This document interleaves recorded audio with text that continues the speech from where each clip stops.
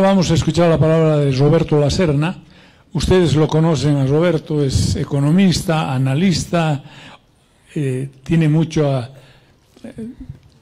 información económica, social, no solamente de la región, sino del país. Roberto es director del CERES, es fundador del grupo Marcos Escudero, y ahora nos va a hablar sobre la industria del software en Cochabamba, en base a todos los estudios e información que él tiene. Por favor, Roberto. Gracias, Coco. Entonces me decidí a presentar el resultado de una investigación que concluimos en CERES hace un año más o menos y que todavía no ha sido publicado, que es el análisis de la industria del software en Cochabamba. Ustedes han escuchado hablar de todo esto, se ha hablado mucho de cómo está creciendo el software en Cochabamba y evidentemente es en este momento una industria que tiene más de 120 empresas con más de 100 trabajadores en promedio cada una. De manera que es un sector productivo y económico de mucha importancia, ¿no? Su capacidad exportadora está por encima de los 60 millones de dólares.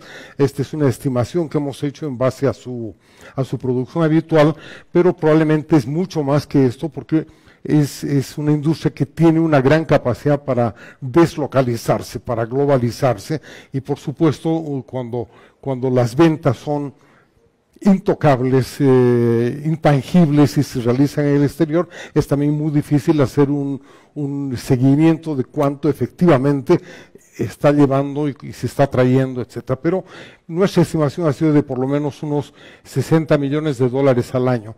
Es una industria que emplea a por lo menos 2.700 a 3.000 ingenieros entre su planta de trabajadores y mueve una economía en Cochabamba, por lo menos, que podría representar unos 210 a 250 millones de dólares al año, solamente por el tipo de gasto que hacen los trabajadores, los ingenieros y las empresas de software.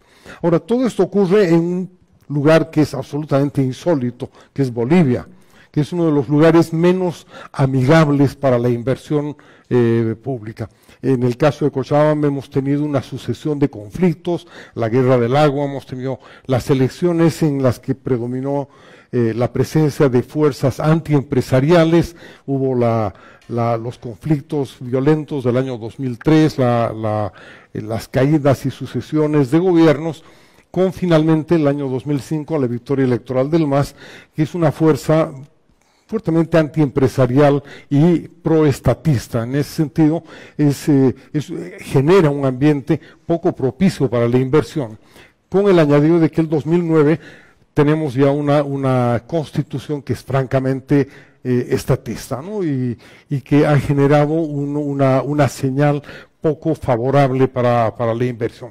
Y sin embargo, ya el 2021 la CAF detectó la presencia de una industria fuerte de servicios informáticos que se había ido desarrollando en los 15 años previos, es decir, posterior al año 2000. La Fundación Internet Bolivia detectó 1.500 empresas de software en todo el país, aproximadamente en distintas áreas, y la mayoría localizadas en La Paz y Santa Cruz, naturalmente.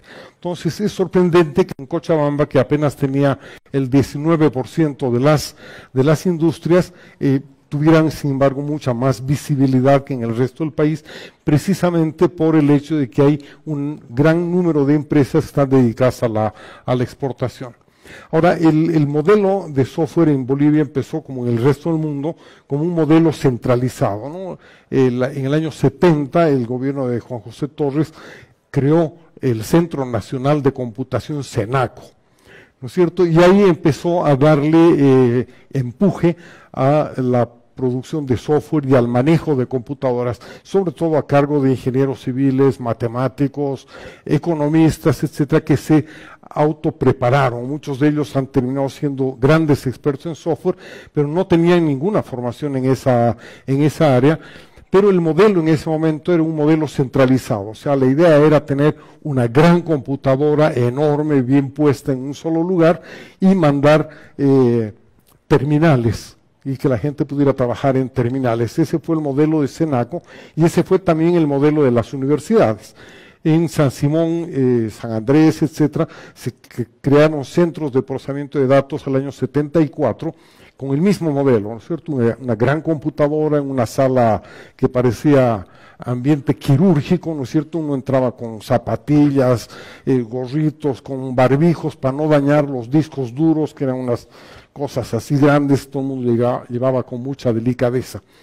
Bueno, esa fue la prehistoria, digamos, del software, pero de ahí nació el resto, ¿no es cierto? Hubo una anécdota interesante, es que Senaco estaba trayendo la segunda gran computadora, pero por supuesto por los problemas con la Contraloría, impuestos, etcétera, tardaron tanto en llegar que cuando la computadora estaba lista para venir, ya estaban en casi todas las instituciones las pequeñas computadoras personales que aparecieron sobre todo a mediados de los 80, ¿no? Entonces esa máquina prácticamente nunca ha sido puesta en marcha, salvo para hacer planillas y cositas pequeñas en el Estado. El año 90 empieza a aparecer una iniciativa casi individual que era Volnet, ¿no es cierto?, liderizada por el ingeniero Paravicini, que era el gran motor de esto, y en Cochabamba por el señor que está a mi derecha, que se llama Edmundo Garafulich, que nos animaba a todos a gastar un poquito en los modems. Van a ver qué bonito que es esto, van a ver qué eficiente, ¿no es cierto?, los modems carísimos que sonaban, en fin, pero ahí estaba Edmundo para jochar a todo el mundo para que pusiera modems y se vinculara a Volnet, porque esto iba a cambiar el mundo. Bueno, algunos le hicimos caso, otros no le hicieron caso, y ahí está la cosa. Pero finalmente aparece, claro, el gran momento de la expansión de Internet con los smartphones, etc. Cochabamba no era un lugar adecuado para el desarrollo de la industria, de ninguna industria. Vamos a decir, todos los que han hecho industria aquí lo han hecho en contra de las condiciones inapropiadas que tiene Cochabamba. Lo sabe Rolando Garnica con la industria metálica, lo conoce muy bien Linder, lo conoce, bueno, todos ustedes saben que es muy difícil hacer una ciudad con poca agua, con mal recojo de basura, con mal tratamiento de aguas servidas, internet de baja velocidad y alto costo, además en estos años, reducción de contactos aéreos, ¿no? Prácticamente desaparece el JOI, desaparece Aerosur, deja de venir American Airlines y bajan las frecuencias de vuelos de un aeropuerto que en algún momento se pensó como un hub de exportación para flores, para, en fin, un montón de cosas, ¿no? Y claro, había varias carreras de informática, pero muy pocos informáticos. Aquí pueden ver ustedes una imagen, por ejemplo, de la cantidad de alumnos que hay.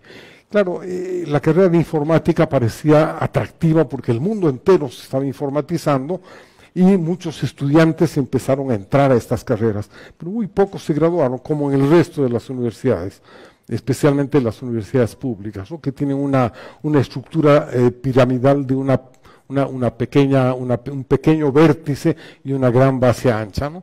En promedio, los ingenieros de sistemas son menos de 200 al año, y los ingenieros informáticos también. O sea, incluso ustedes pueden ver de un momento que llegaron hasta 220, 230, han ido descendiendo.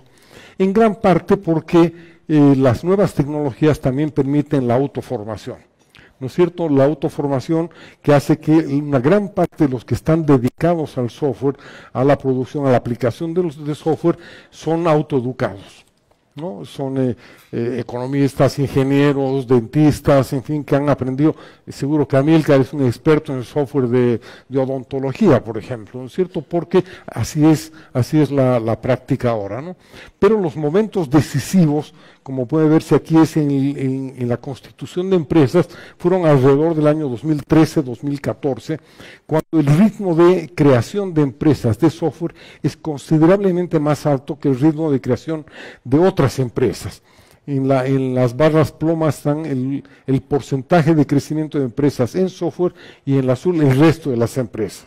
Entonces se ve claramente por qué fue tan visible en ese momento el surgimiento. Y por supuesto está también la relevancia que tuvo Halasoft, que se instala en Cochabamba aproximadamente el año 2001 y que es la primera llegada de Jorge López, que es el creador de Halasoft, que llega a Cochabamba con un contrato en la mano.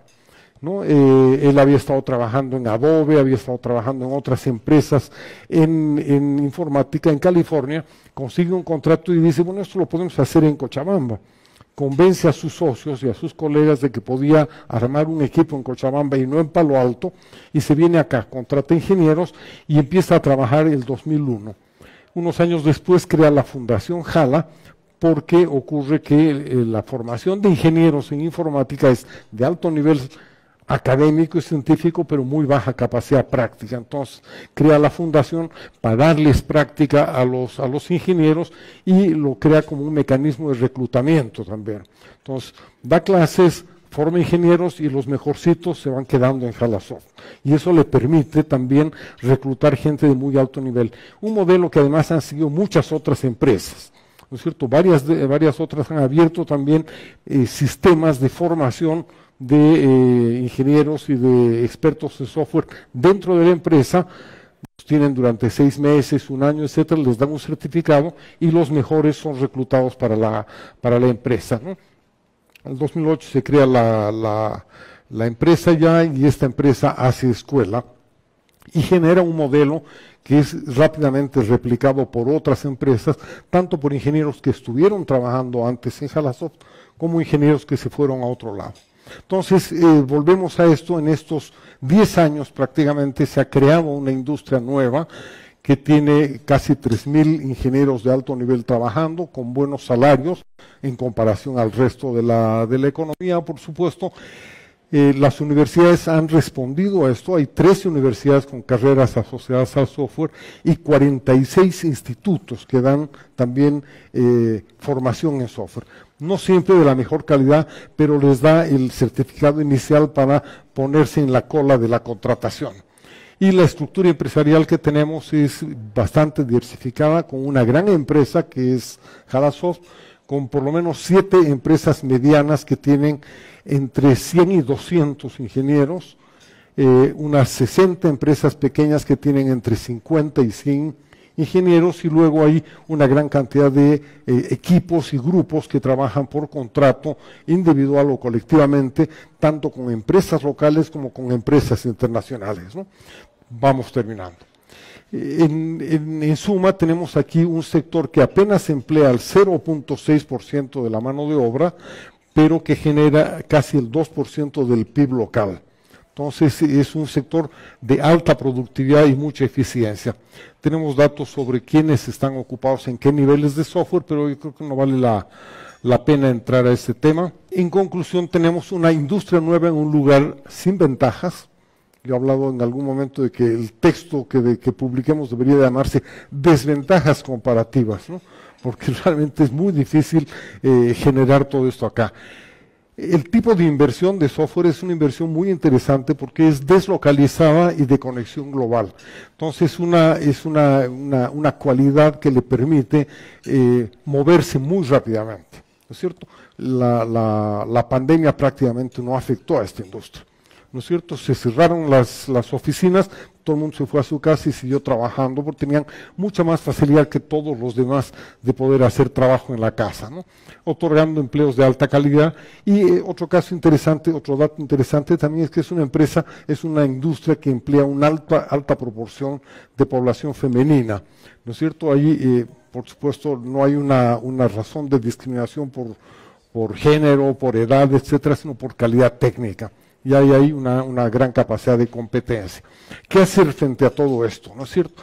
La primera idea que yo quiero dejar es que en este caso, y posiblemente en el resto de las industrias de alta innovación y alta tecnología, son más importantes las políticas indirectas que las directas. Es decir, es muy difícil pensar en una política destinada a la industria del software y nada más, ¿no es cierto? Es mucho más importante generar un entorno amigable que le permita al trabajador en software localizarse, asentarse en Cochabamba. Y para eso, ¿qué necesita?